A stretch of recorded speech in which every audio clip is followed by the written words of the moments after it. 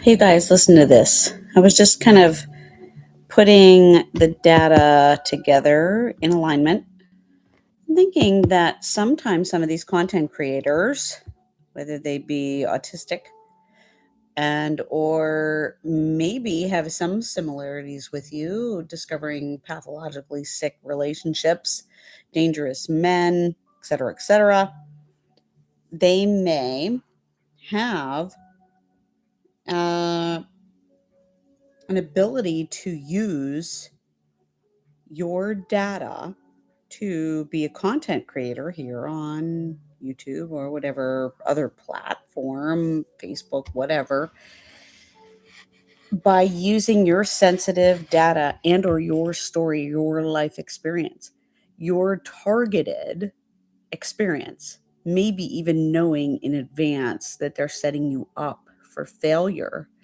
so that they can create avoidant detachment style videos and dangerous, abusive narc videos. This is disgusting. There are too many details in these videos that are spot on, dynamite to the T correct. There are also a lot of details that will show over time that these things are being used. Targets are being used as scapegoats in these dating scenarios to set people up, empath to avoidant, etc., to discover what works and what doesn't, and then to display it as their work under PhD, if you will. The very thing that just occurred to you. Now, is this true? Or is it just that we're having too many of the same types of situations happen here? Yes. Do I realize that there are too many pathologically sick men out there? Yes. Truth. That's true. And as a targeted person, do I think that the dating sites are like optimal prime location to subject a targeted individual, especially a woman, to pathological predators? Yes, I do. Hands down. One after the next. There's never a change in the pace, the story, the outcome. It's the same old, same old. It's just a different predator with a little different style. It just varies slightly, just to a degree here or there. Some are far worse than others. Some are far more sinister than others. But it's all the same. Now, does that mean that the dating site is a human trafficking operation? Yes. Yes, it does. But are some people capitalizing off of the use of a targeted individual and their work, a PhD working, stealing work from somebody with a high school diploma who has far more experience, just can't articulate the exact right words? It's very hard to say. But there are other, dating gurus out there, people who are teaching avoidance style behaviors and, if he ghosts you, blah, blah, blah. The interesting thing for me to take in from this is these people seem to be getting their data from some source. So it's possible that a targeted individual is game for whatever anybody wants to steal from. You want to just watch this person step back into the dating realm and meet somebody who's dangerous and just sit back and watch it like it's a Truman Show movie. And the same might go for him in a way, that he's exposed, exploited for personal gain. That's up to you to decide. The jury's still out on this end. It's a 50-50. But there are some things that are very interesting when it comes to watching and listening to this stuff and having a very, very bad feeling about this information being used based off of a person's life. Instead of actually helping this person, we're exploiting them and we're using it for our own gain. That seems to be the situation here because I can't imagine avoidant. Here's the thing, I had gang stalkers try to push and shove the plaid targeting for the longest time. My ex had done something wearing plaid targeting, which was funny when we were still married. And my gang stalkers still run this. Like they run it full circle. They run red, they run this and that, color targeting. But the thing is, if my ex was an avoidant or if he had, narcissistic traits, if he did, he would have probably come back by now, knowing that, if he wanted to make things right, he would show back up. You know how they tell you these avoidant uh, dating coaches out there tell you that if avoidance, want their significant other back or their potential lifetime, match, that they will react with no contact. If their significant other ghosts them or leaves them, they would react with, coming back, right? Well, that's not the case.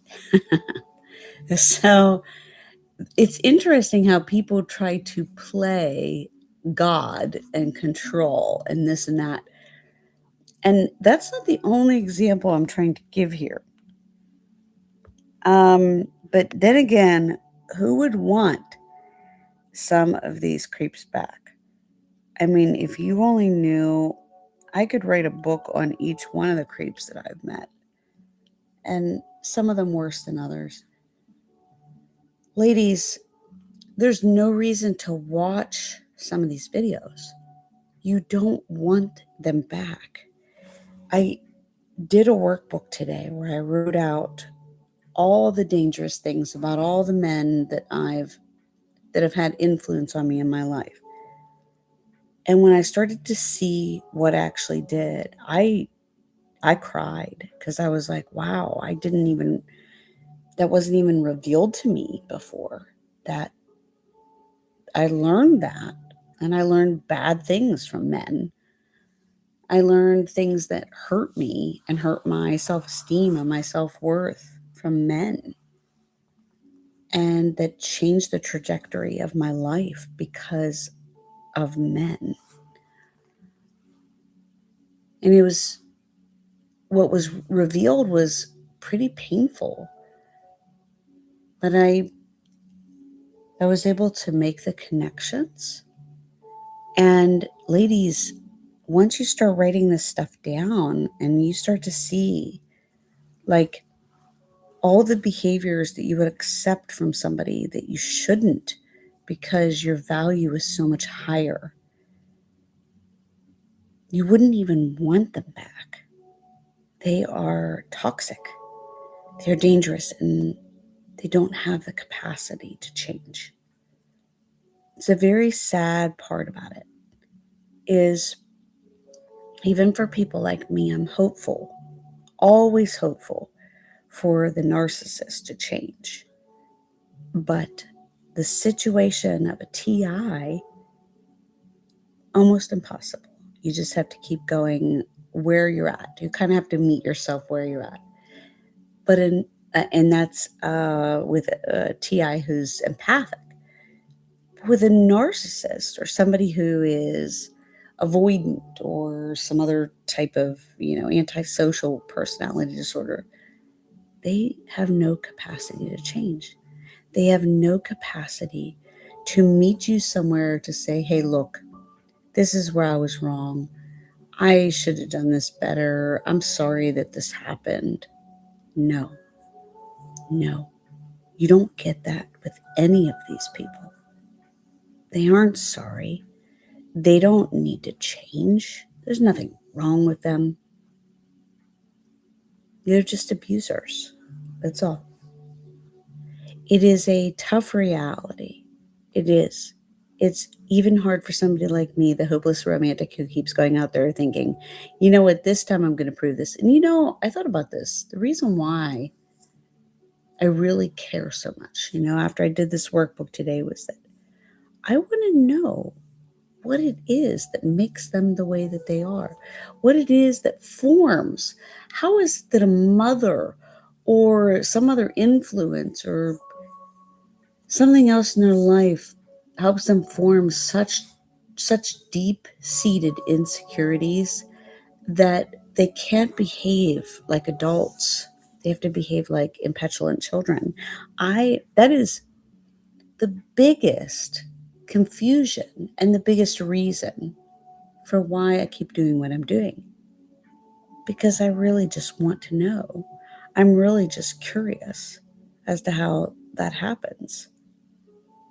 Like, how could some family dynamics be that tragic and that toxic? I mean, even for empaths, some family dynamics can be tragic and toxic. But for these individuals that are glib and callous and controlling and manipulative and emotionally unavailable and harmful in every other way,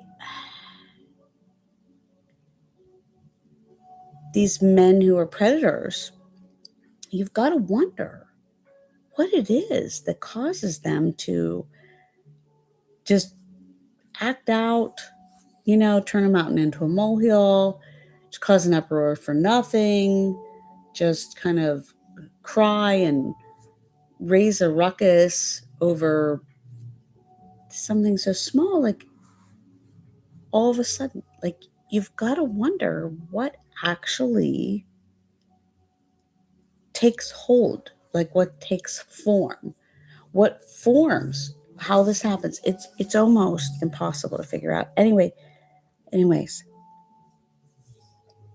if you guys have some answers to some of those things I've asked, feel free to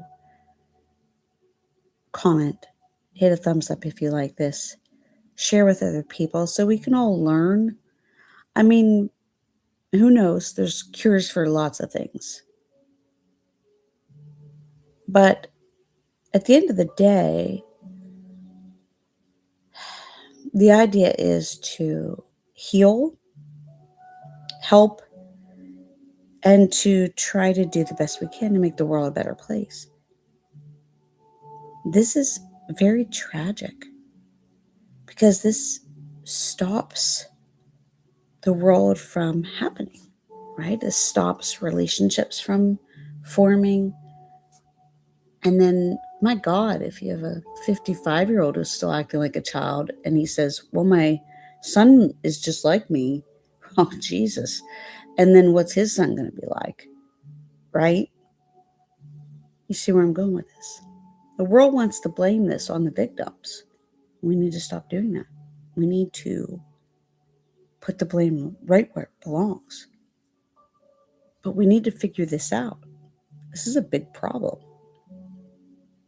Wouldn't it be nice to solve it, to fix it, to at least attempt to fix it? But the courts have to recognize it too. Emotional and psychological abuse is real, and it should be noted. Amen. Good night. Thumbs up. Subscribe if you like it, and feel free to comment at any time. And I always look forward to making another video for you. Until next time, good night.